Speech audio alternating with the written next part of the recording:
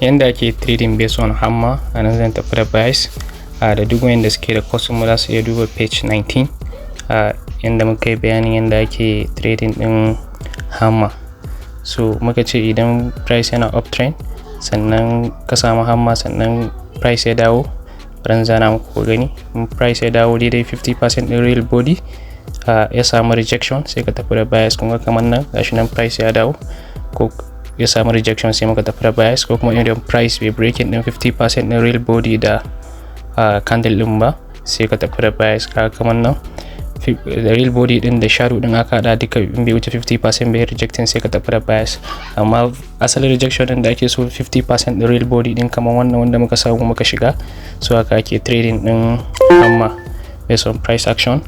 Masu customer za su iya duba page 19 yanda muka yi bayani ga bidiyon yanda ake yi na. Ok, ga wani example din nan anan zan tafi da bias. Kun ga na samu rejection daga 50% din real body din, still a page 19 a jikin course din mu yanda suke da shi.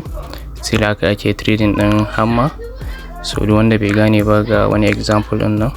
So idan kana da uptrend ka samu hammer sannan idan 50% din real body din ka samu rejection sai ka tafi da bias, hankalin ka kwance. So bari mu jira mu ga mai market jiya nan. So sura 20 seconds, bari mu jira mu gani.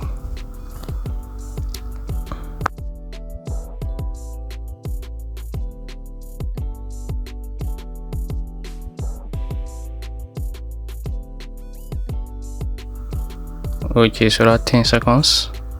Kun da market yake biziyar karfi a 10 minute. Amfanin jira ka samu entry point din kenan daga 50% ne.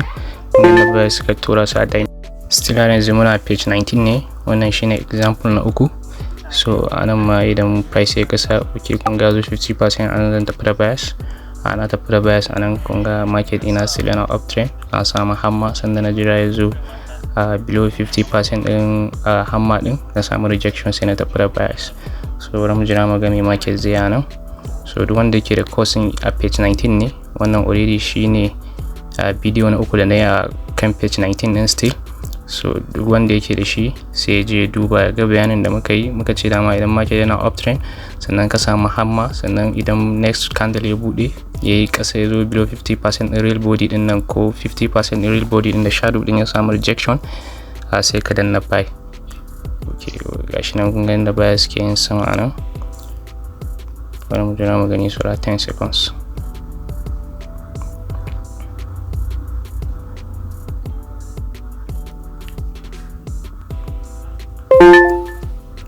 Kun gani gashi nan shi ma ya bamu riba.